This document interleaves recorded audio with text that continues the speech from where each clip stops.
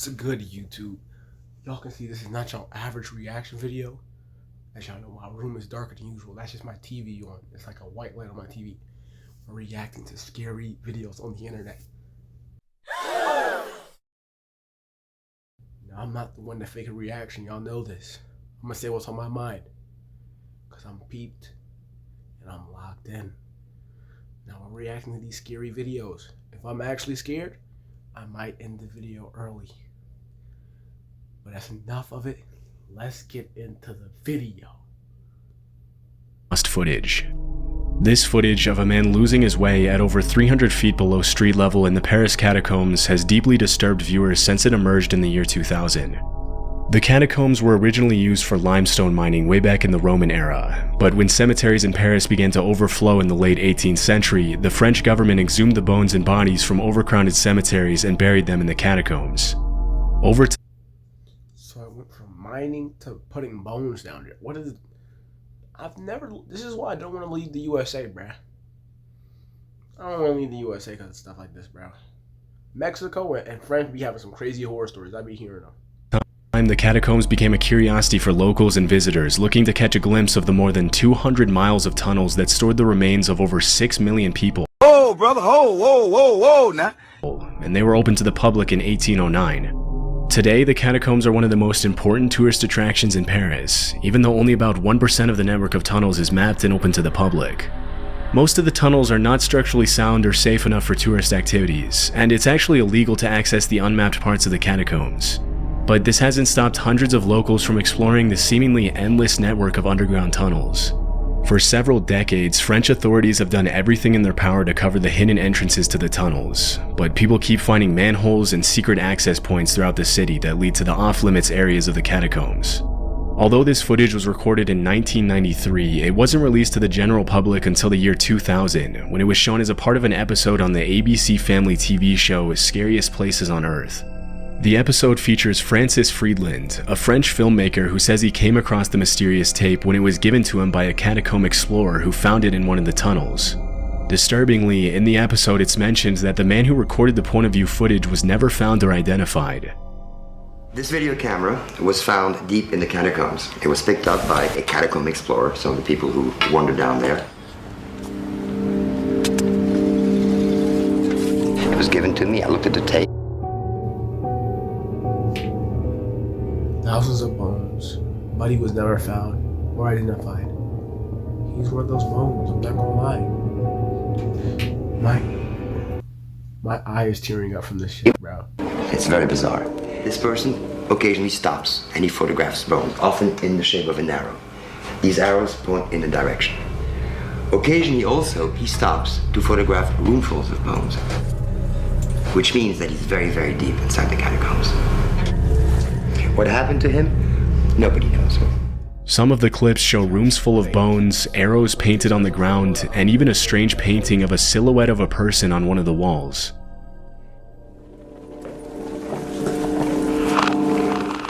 So basically he's filming what he's seeing. Endless. Very deep inside the catacombs. View shots, other than their pictures of bones. Human bones. So I might watch cartoons. These were the poor Parisians who died over the last 1,000 years.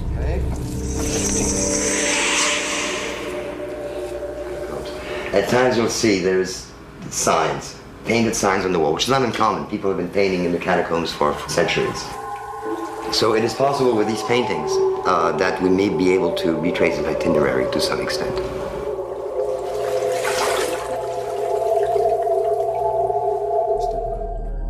At one point in the footage, the man's breathing becomes faster and he begins to run, as if he was trying to get away from someone or something. Occasionally, the man stops, presumably to get his bearings and find a way back to the surface. We hear his breathing get louder and louder, as though something was scaring him. He's frightened. Occasionally he stops, perhaps to try to decide which way to run among all the many different corridors. He's running faster and faster and faster, deeper and deeper into the catacombs. And all of a sudden,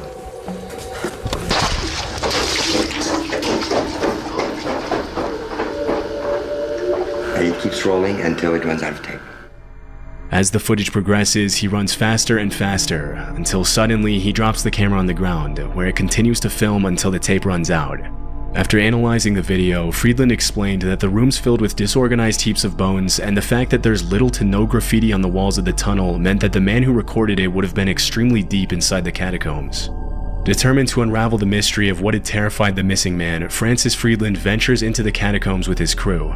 After comparing the footage to what they were seeing inside the catacombs, Friedland and his crew estimated that the missing man had been exploring the tunnels at around 300 feet below street level. At that depth, if flashlights or other light sources malfunction or run out of battery, the chances of getting out are pretty much zero. At one point during the episode, the crew's flashlight batteries begin to run low, and Friedland decides to give up the search, but then realizes that getting out is going to be much more difficult than getting in. Suddenly, Francis spots the same painting on the wall from the original footage, and after walking through the tunnel, they find the same room full of bones from the video. Despite these discoveries, they couldn't find whatever had scared the explorer who recorded the footage, and in the end, Francis and his crew give up and decide to call off the search after spending 12 hours underground. After the episode was released, thousands of viewers took to online forums to discuss possible theories regarding the footage. One of the most widely accepted theories is that after losing his way and realizing that he was probably not going to make it out alive, the man panicked due to claustrophobia and began to run, not knowing what else to do. But this theory wouldn't explain why he would drop his camera, one of his only sources of light. This fueled the possibility that the man had seen another person inside the catacombs. In the last few decades, several catacomb explorers have reported being robbed while they were inside the tunnels. If the man unexpectedly saw another person so far below street level, he may have feared the worst, which would explain why he began to run and drop the camera. Another popular theory is that the man saw something else that scared him. Scientists have explained that when the wind blows through the cracks in the walls of the catacombs, it makes an extremely low frequency noise called infrasound, or as it's sometimes referred to, the ghost frequency. This sound is normally inaudible, but the extreme bass sound has been demonstrated to create a range of bizarre effects in humans, from chills to anxiety to extreme sorrow.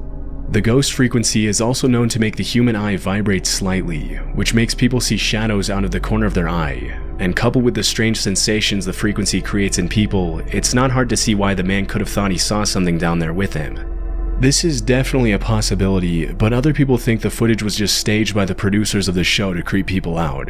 It's strange how only about a minute and a half of the original footage was released to the public, but in the episode, Francis Friedland claimed that the original footage was over 40 minutes long. And all we have is his word about how the footage was even found in the first place. It was never confirmed whether the footage was staged or not, but what we do know for sure is that it was recorded 300 feet below street level in the catacombs. Hopefully with time we'll have more information, but for now the origin of this unsettling footage remains unknown. Mirjana Mortigard Glesgorv. The words Mirjana Mortigard Glesgorv might sound familiar if you've ever spent time searching for creepy videos on YouTube in the past. The story of Mirjana Mortigard Glesgorv first emerged in 2008 when a 20-second video with the same title was uploaded to YouTube by a random channel called Urwitzy. After the video was taken down by YouTube for unknown reasons, it was re-uploaded in April of that same year.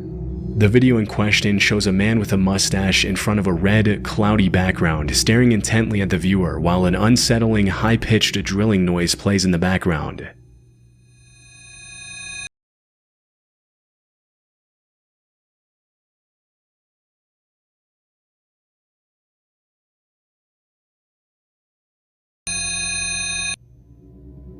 Right before the end, the shot zooms into the man's face, and he can be seen grinning with his eyebrows raised for 2 seconds. In the weeks following the original upload, multiple duplicate videos surfaced on YouTube, including an extended 2-minute version accompanied by a creepypasta in the description, which was uploaded by a small channel dedicated to posting random, disturbing videos. According to the description in the extended video, the original version that was taken down also lasted 2 minutes, and it was removed by YouTube after 153 people who viewed it ended their lives by taking out their eyes and mailing them to YouTube's main office in San Bruno, California. The myth says they also put cryptic messages on their forearms, which were never deciphered. As the story goes, the video was only viewed by one YouTube staff member who started screaming 45 seconds into the video.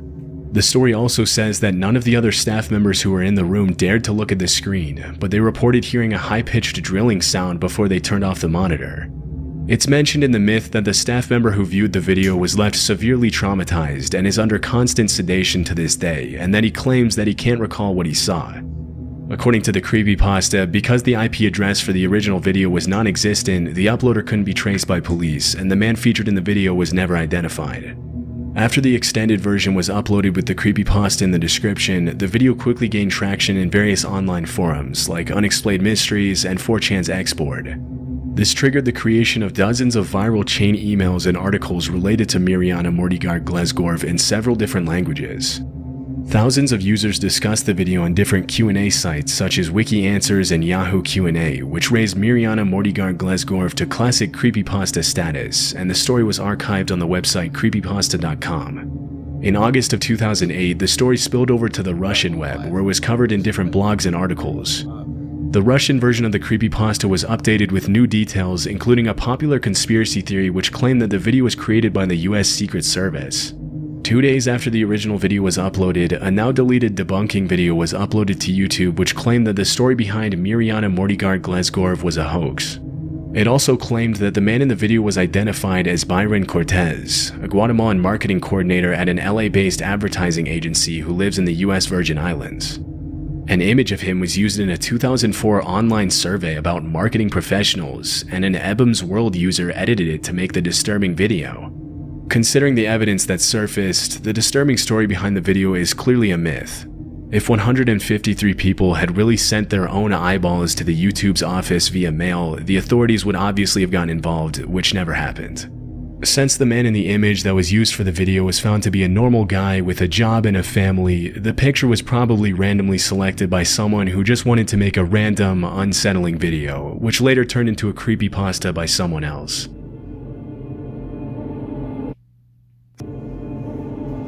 Blankroomsoup.avi. Blankroomsoup.avi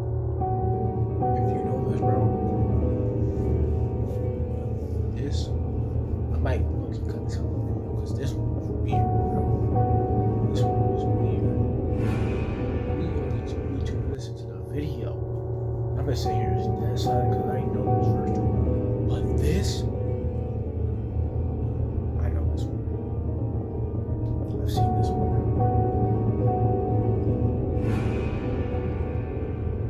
Just a slight reminder: ice bath drops Friday. I know y'all waiting.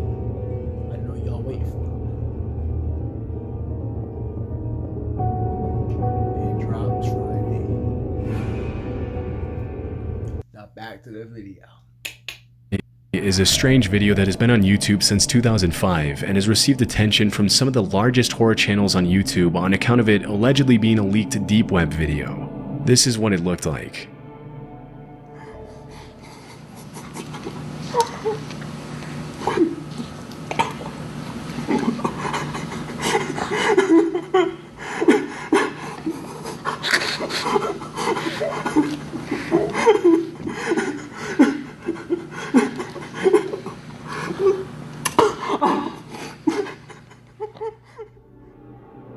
The video in question shows a man in a white tank top eating a bowl of soup with a large wooden spoon in a room with white walls.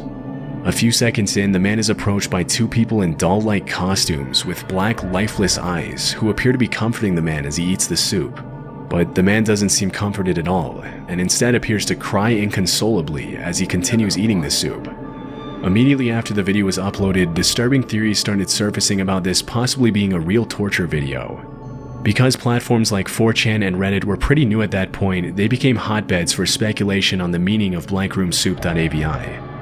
According to one of the most popular theories, the man and his family had been abducted by people in costumes, and after they murdered his wife and kids, they force-fed him soup containing the remains of his family, threatening to torture him if he didn't comply. Another theory was that the man was kidnapped alone, and that he's crying in the video out of fear while his captors taunt him with false comfort. In later months, more videos featuring the same characters started surfacing online, with some of them being pretty disturbing. One of them was a continuation to Blankroom Soup, and another involved the disguised characters kidnapping someone on video. While doing research on the origins of Blankroom Soup, the name of a man named Raymond Percy came up in connection with the mysterious costumes shown in the video. From what I was able to find, Raymond Percy is an animation artist and director who has worked on several big projects including The Simpsons, Frozen, and Wreck-It Ralph. He also has an account on the video sharing platform Dailymotion, where several videos featuring the same characters from Blank Room Soup can be viewed, but in much more innocent contexts. Using the Wayback Machine, I found that the creepy video itself was posted on Raymond Percy's account, but with the title Freaky Soup Guy, along with the caption, "A clip of people who look like us doing something to someone that we would never do, we promise." Most of the videos have since been deleted, including Freaky Soup Guy. The strange caption indicates that perhaps this creepy video was not made by Percy at all, and in 2016, YouTuber Rainbot contacted him directly to get to the bottom of the mystery. Raymond Percy explained that he had created the costumes himself. The characters' names were Ray Ray, and he had used them for several live performances all over the world. After one particular performance at a club on the Sunset Strip in Hollywood, the costumes were stolen when Raymond and his crew were cleaning up the set. A few weeks later, he received an email with an attachment containing the creepy video, and he immediately posted it to YouTube and Dailymotion to share it with his team. According to Raymond, the creepiest thing about the video was that the characters move in the same slow, paused fashion in which his own performers were trained to act during their performances, meaning that whoever stole the costumes must have been watching Percy's live performances for a while, and perhaps they were even fans. This new information disturbed a lot of viewers, giving way to a new wave of theories and speculation regarding the unsettling video. It was later found that the man who was being kidnapped in one of the later videos that surfaced on YouTube was actually Gil Sharon, the drummer of a horror-themed experimental rock band named Stolen Babies. Raymond Percy I was not in this deep, bro, but this is crazy. Lord, he dropping on us. Be your minds, not your mouths. Everyone's know my quotes. sister, Dominique Lenore, is the band's lead singer, and Raymond had animated some of their videos in the past and included the Ray Ray characters in the videos. In one of the band's photo shoots, the drummer can be seen wearing the exact same costume as in the kidnapping video. The fact that Raymond Percy had participated in the creation of one of the creepy videos that surfaced led many people to believe that the man in the original Blank Room Soup video was actually Percy himself, and that his eyes had been covered so that he wouldn't be recognized. Even if the man in the video is not Raymond Percy, the fact that 3 sequels to the Blank Room Soup video surfaced on YouTube discredits the idea that the original video was a leaked deep web video. It's rare enough to see a leaked deep web video on YouTube, let alone 4 consecutive videos without any of them getting taken down. With all the evidence that emerged, many users claimed that everything Percy had said about the costumes being stolen was a lie.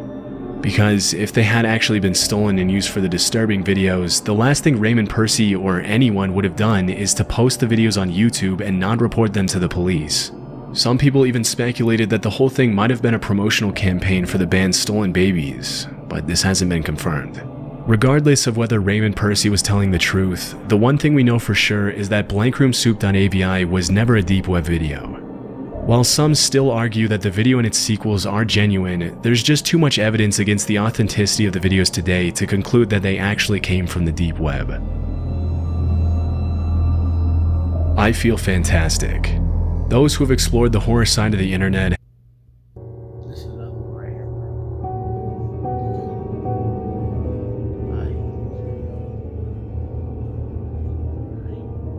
I ain't seen it, bro.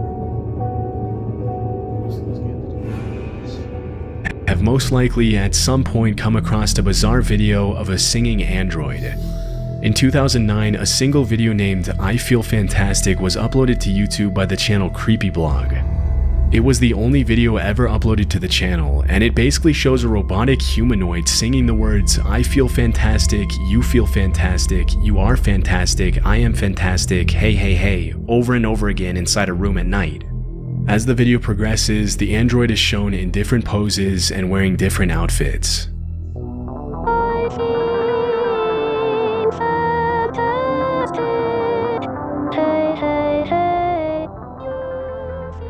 At one point in the video, the robot starts singing more mysterious lyrics like please leave, please me, and run, run, run.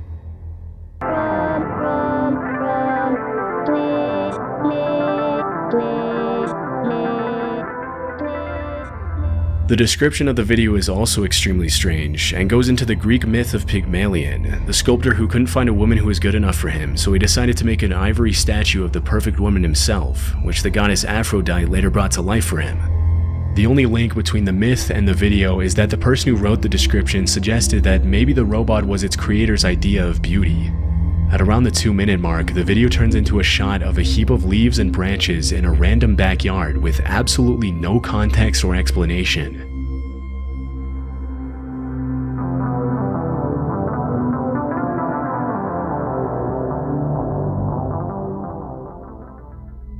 After watching the video, many viewers reported feeling anything but fantastic, and conspiracy theories immediately began to emerge in online forums.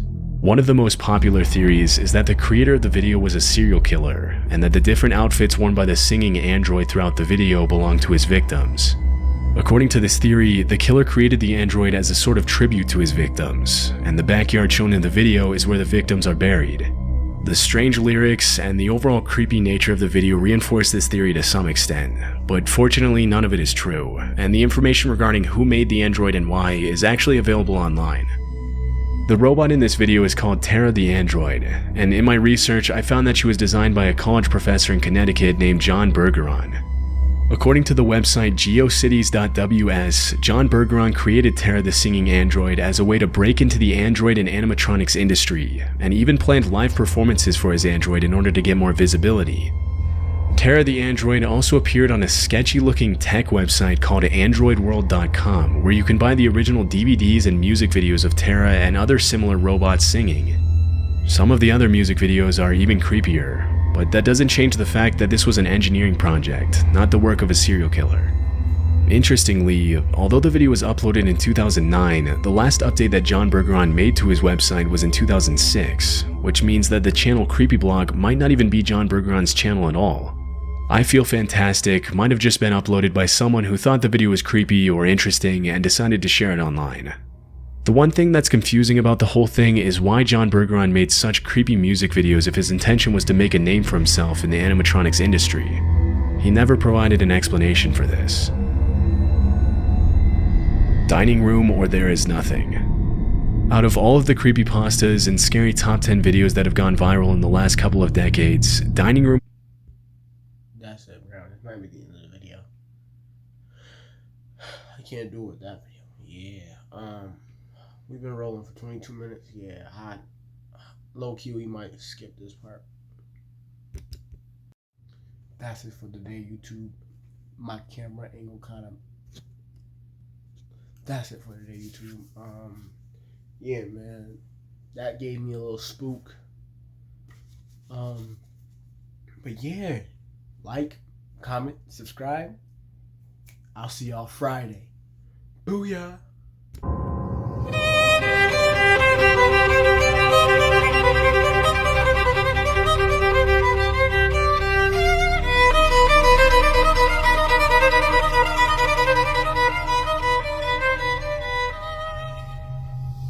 Thank you.